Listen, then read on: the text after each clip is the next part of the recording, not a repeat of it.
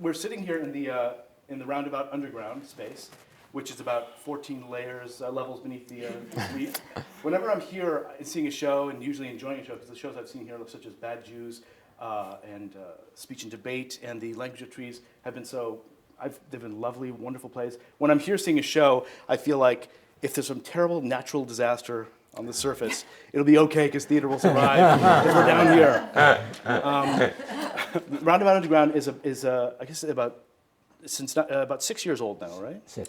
Yeah, started in 2007, and they've had 7 productions so far, I believe. Correct. And one of them, Bad Jews, is now the author of Bad Jews is Josh Harmon. Thank you. Josh Harmon is now moving upstairs to the Laura Pell stage. That's a great development. So I'm thrilled to just find out a little bit about the play development process, the new play initiative from Roundabout.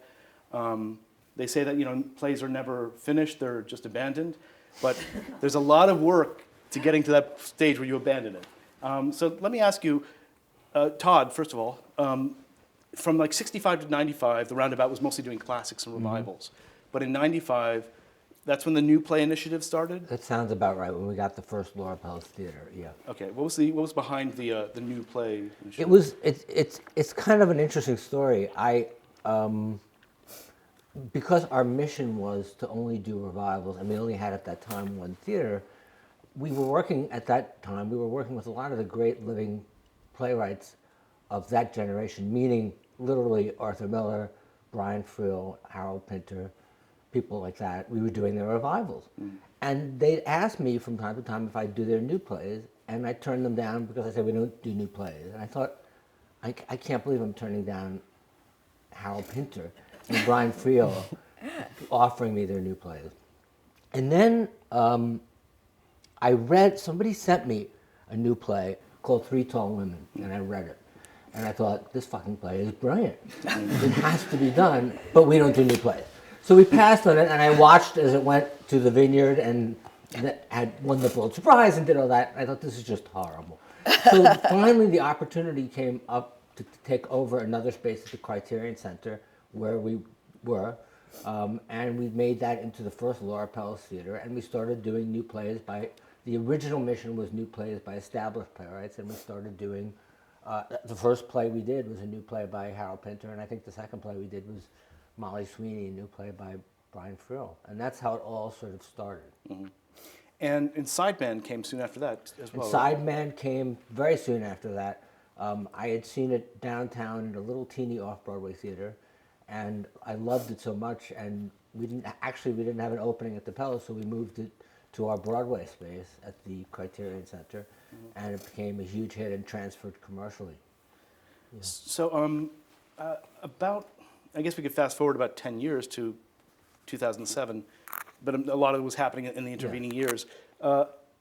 New play development has different stages, different steps. I was wondering if, Robyn, did you want to talk about, like, what's the earliest stage? I suppose a script lands on your desk, or somebody says, oh, you have to read this. Yes.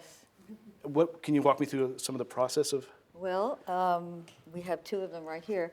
Well, it starts with writers. Of course it does. Yeah. It depends, scripts come to us in different stages, Speech and Debate and Language of Trees were very far along when we got them. I would say you guys had been working on them for quite some time. They were in good shape. It didn't mean that there wasn't work to be done. So usually what we do is we cast a reading, very in-house, just for us, and hear the play out loud, and then with Jill Rapson and Josh Fiddler, who are in the literary department here, we meet with them and we start work on the play. And the first thing we like to do is get a director, because it's very helpful to them to start with somebody from the very beginning.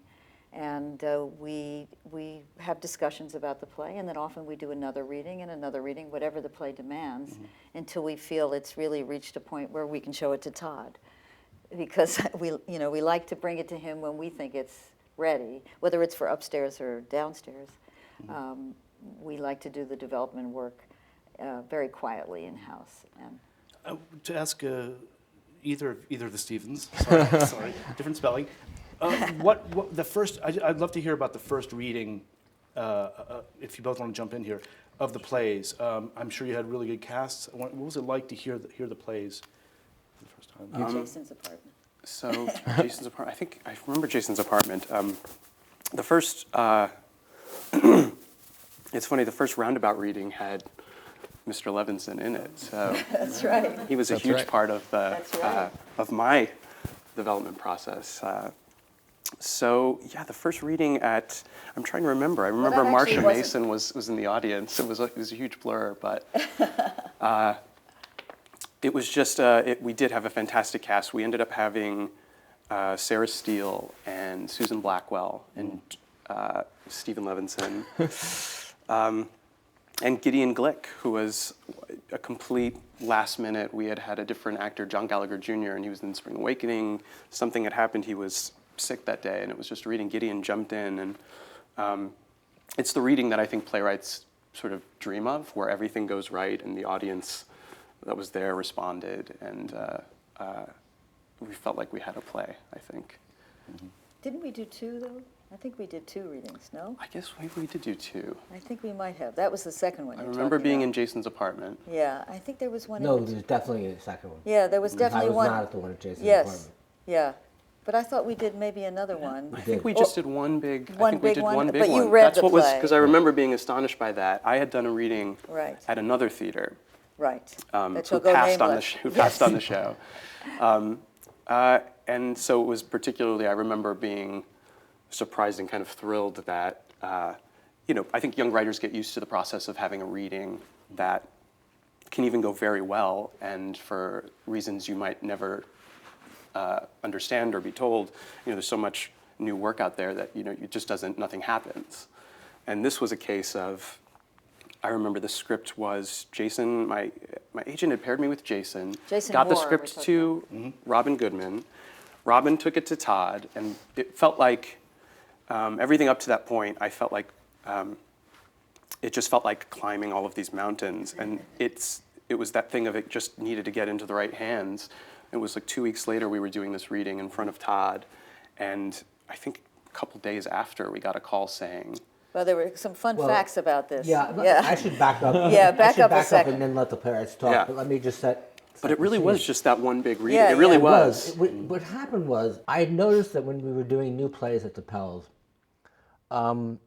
there were these huge $1 million productions, and it put enormous pressure on the plays.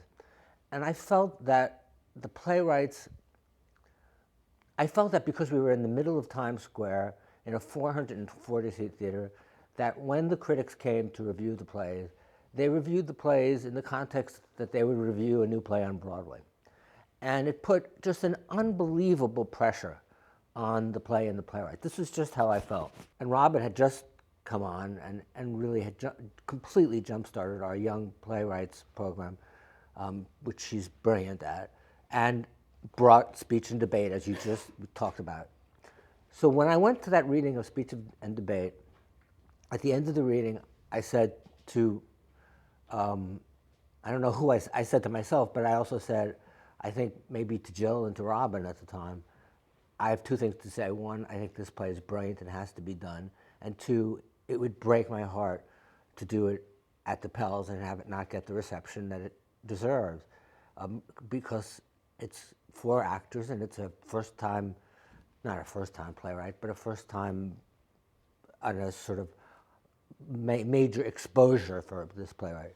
And I believe I was begging you to put it in the Pels at the time. I was on my knees. And it turned out that we always had this empty space downstairs, and literally the next day I went to our managing director and said, I want to make this into a black box theater, and I want it to be for young playwrights, and I want it to be however many seats we can fit in it, and I want to charge a small amount of money so we get a young audience, and it's not about the ticket price.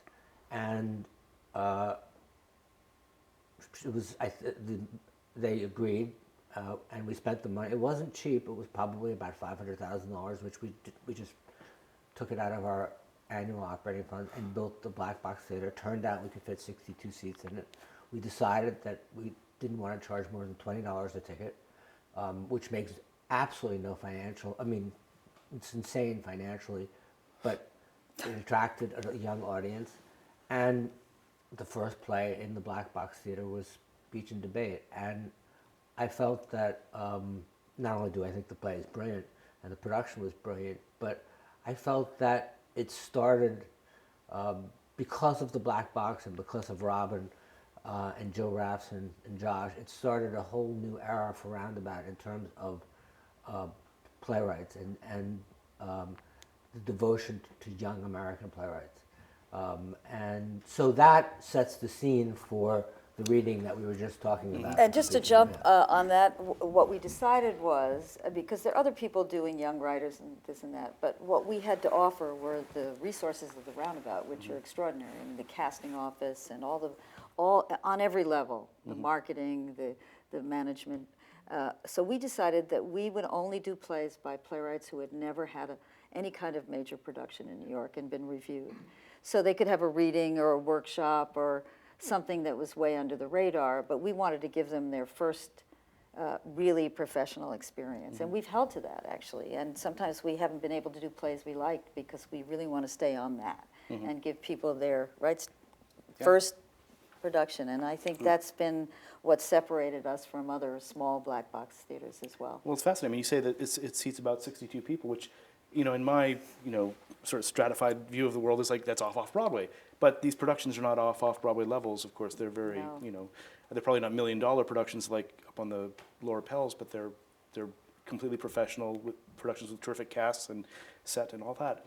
So it's a fascinating kind of between the categories sort of situation down here. We lose about $250,000 at each production. On each production. At capacity, and we sell out pretty much all of them. Wow. Which is like a financial nightmare for you, but I think for us, part of the reason why the pressure is so low, we're not afraid. I mean, we're really, our focus, our fear of failure is where it should be on the work and sort of are we going to put forward the best version of the play possible. But good reviews or bad reviews, we know the show is going to lose hundreds of thousands of dollars regardless.